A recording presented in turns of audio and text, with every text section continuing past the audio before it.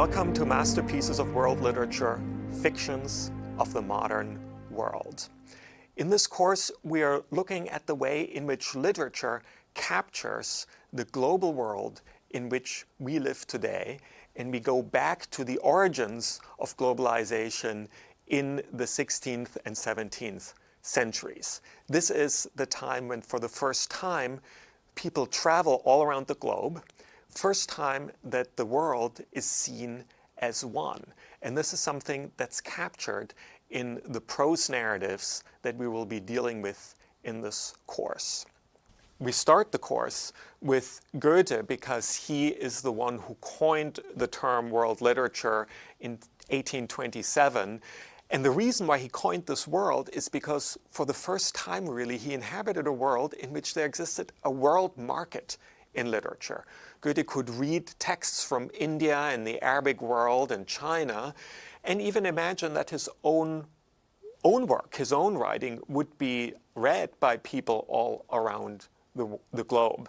So a world market in literature leads to the coinage of world literature, and that's sort of the key word for us in this course.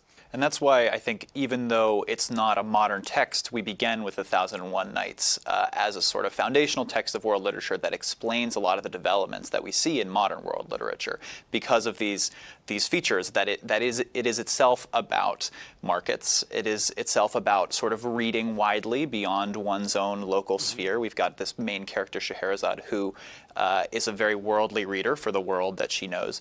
And because the 1001 Nights as a text itself is one that has a new life as it circulates and translates, that new stories are continually added as it finds new readers very appropriately. So in the centuries before Goethe, it's coming to Europe, and the European audience is so eager for more Arabian Nights, for the 1001 Nights to keep adding, that it's going to go back to storytellers to ask for more stories or to invent new stories. Right.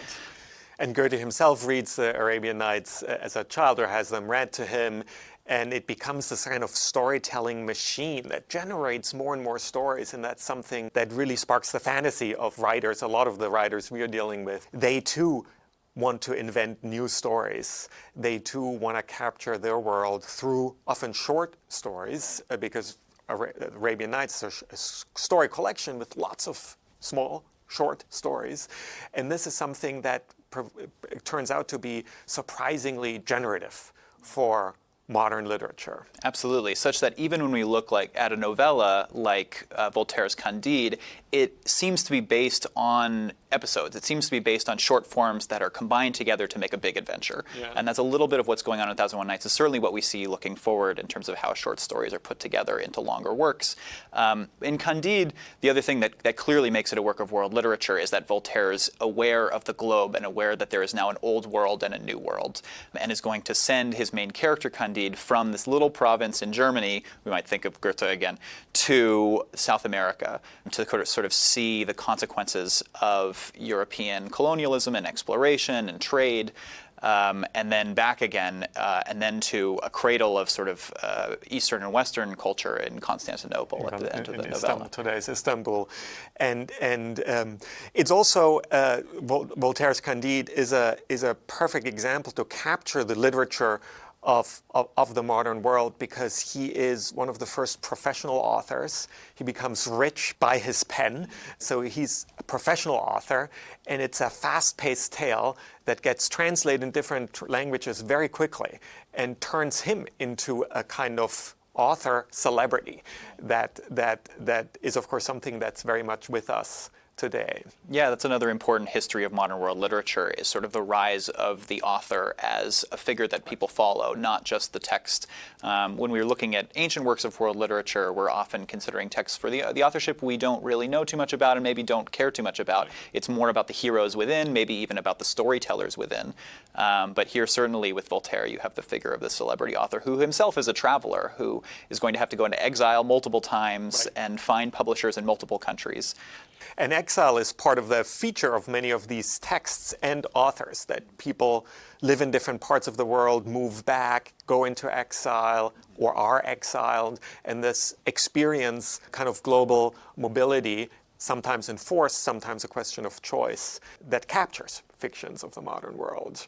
So yeah, then we move from Voltaire to the 20th century, and we look to the Far East and to China with authors Lu Xun and Eileen Cheng.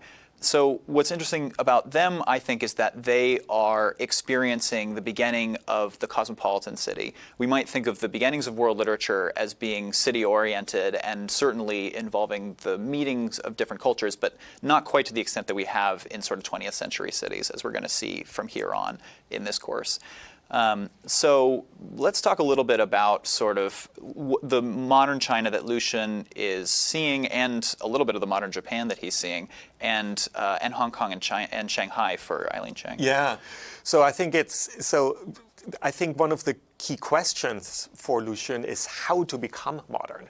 So different parts of the globe experience modernity at different paces. He feels that China has fallen behind the West. So he is part of a generation of Chinese that are really trying to catch up to make China modern. And one domain in which he is particularly interested in, of course, is literature. And so he has encountered a lot of modern fiction in Japan, which has been more open to the West and which is a conduit for modern literature into China. So that's another story of exile or moving.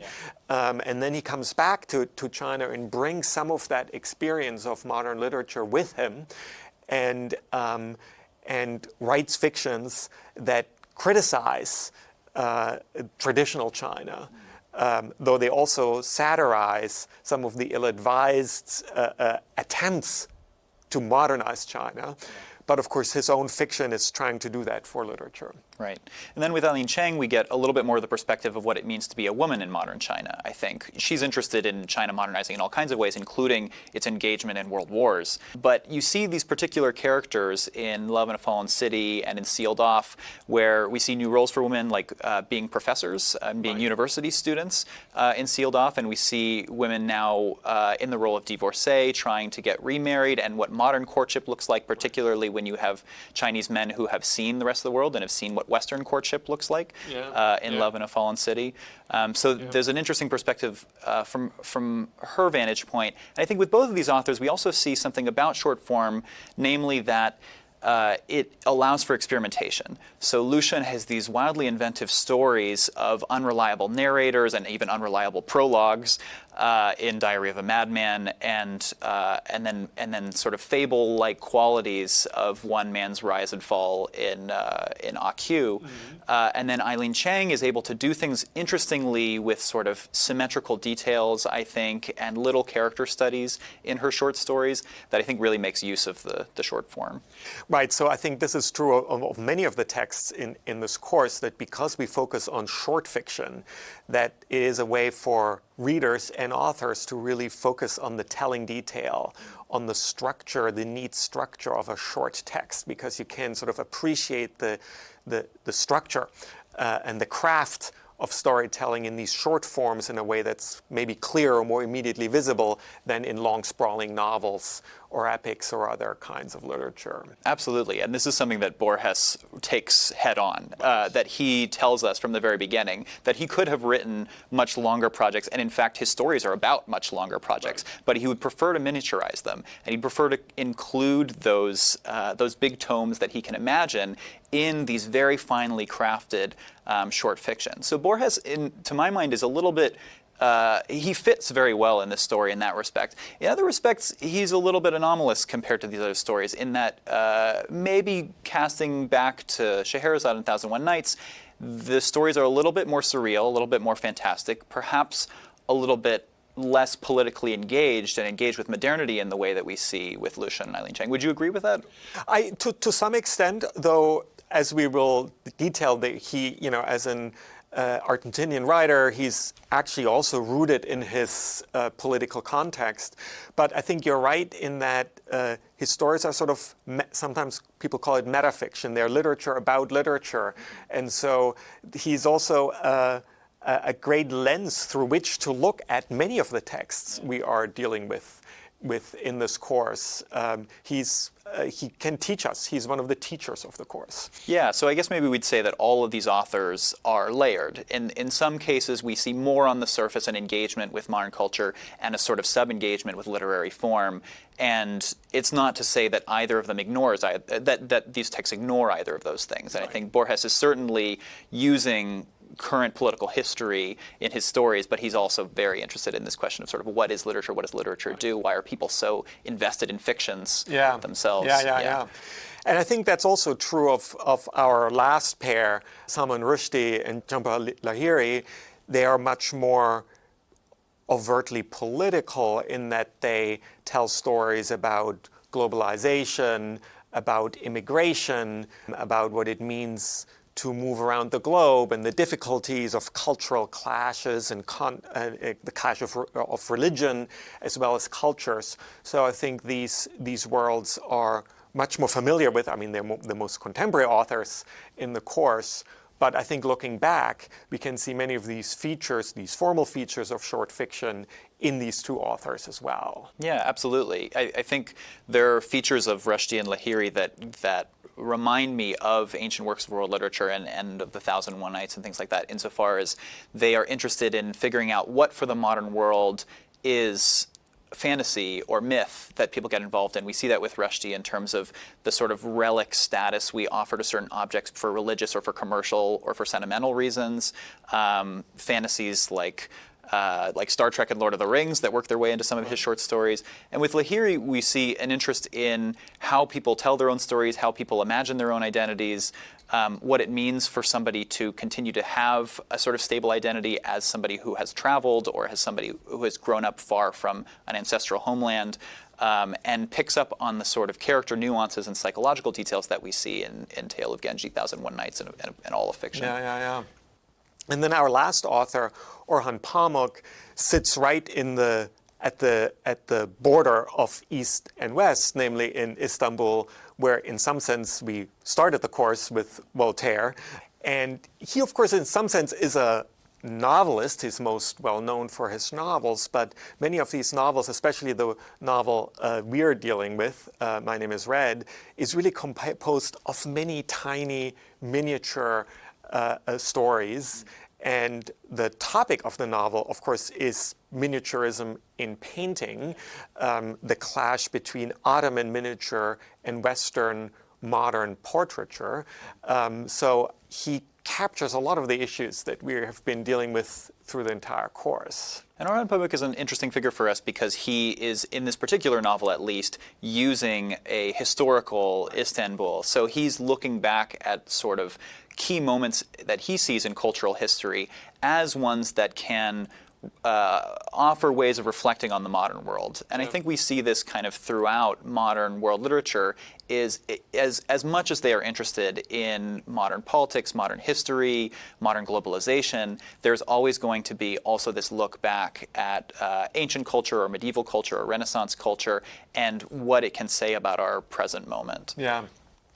And I think this is maybe something that all the participants can think about throughout this course, namely that we all inhabit this complex global world. We are very conscious, as Goethe was 200 years ago, of living in one world, that we are therefore dealing with one world market, world history, and also world literature. And the authors in this course are trying to make sense of that, are trying to orient themselves, and therefore us, their readers, in this confusing but also exciting world. And I think what they show us, that literature is a crucial vehicle for understanding the world we live in. And I think that's one of the ambitions of the course, to give you the tools and expose you to some of these writers who we think did the most interesting job or came up with the most interesting ways of capturing this world that shapes us and that we are all trying to make sense of in our daily lives.